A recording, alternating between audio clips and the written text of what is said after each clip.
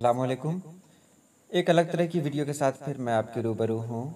उर्दू लिखने का कायदा मैंने बहुत आसान तरीके से आपको बताया, तो चलिए वीडियो शुरू करते हैं। उर्दू लिखने के लिए सबसे पहले आप ये काम करें कि आप किसी भी पेपर पे 4 निशान बना लें, जिस तरह अंग्रेज़ी की कॉपी होती है 4 लाइन वाली, उस तरह बना लें। और फिर उसमें आप बहुत बेहतर तरीके से लिख सकते हैं। जैसे मैं एक शेर लिख रहा हूँ, ये वीडियो मैं रात में बना रहा हूँ इसलिए परेशानी हो रही है लिखने में भी। इंशाल्लाह दिन में जब बनाऊँगा तो शायद इससे बेहतर वीडियो बने। बहरहाल अगर कोई गलती हो तो माफ़ी चाहता हूँ, माफ़ करेंगे। तो मैं एक शेर लिख रहा हूँ, ज़िंदगी से यही गिला है मुझे, तू बहुत देर से मिला है मुझे।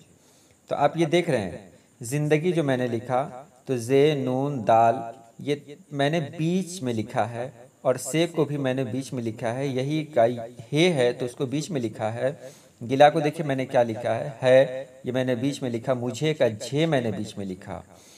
उसी तरह तू बहुत देर से मिला है मुझे, तो तू को मैंने बीच में लिखा, बहुत को पूरी तरह से बीच ही में लिखा है।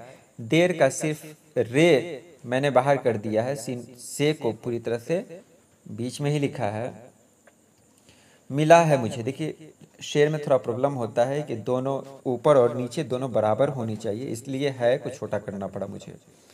तो ये आपने देखा कि अगर इसी तरह आप लिखते हैं तो आपकी राइटिंग बेहतर हो सकती है, क्योंकि 4 लाइन वाली कॉपी में अगर आप लिखेंगे तो फिर आपको इधर उधर नहीं जाना पड़ेगा। ज़्यादातर जो हरूफ हैं वो बीच में ही लिखे जाते हैं।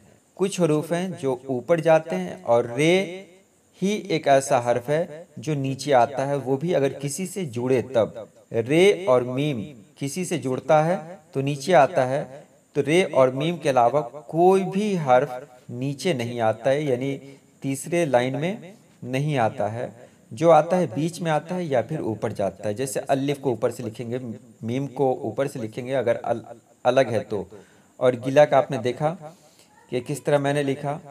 उसके बाद यहाँ देखें आप, मैंने खुदा लिखा, तो खुदा में देख रहे हैं खे और दाल एक साथ लिखा मैंने, और वो बीच में ही काम चला दिया है। अलिफ को मैंने 2 लाइन में लाने की कोशिश की है। उसी तरह ज़िंदगी में आपने देखा जे नून दाल ये मैंने बीच में ही लिख दिया, और गी में ऊपर का सहारा लेना पड़ा। दूसरी तरफ देखें, जुर्म मैंने लिखा तो जीम और रे ये मैंने 2 लाइन में लिखने की कोशिश की है, 3 लाइन में लिखने की कोशिश की है। मीम को ऊपर से जोड़ा है। तो इसी तरह अगर एहसास लिखें तो अलिफ को ऊपर की लाइन से थोड़ा सा नीचे रखें। हे सीन अलिफ, देखें इसको मैंने किस तरह लिखा। और इसी तरह अगर आप लिखेंगे तो आपकी राइटिंग बेहतर होगी। लेकिन इसकी मुकम्मल वीडियो मैं बहुत जल्द लेकर आऊँगा। अभी सिर्फ आपके हुक्म की तामील हुई है। चलिए आज के लिए इतना ही। अल्लाह पाक आप सभी लोगों को खुश रखे, आबाद रखे। अल्लाह हाफिज़।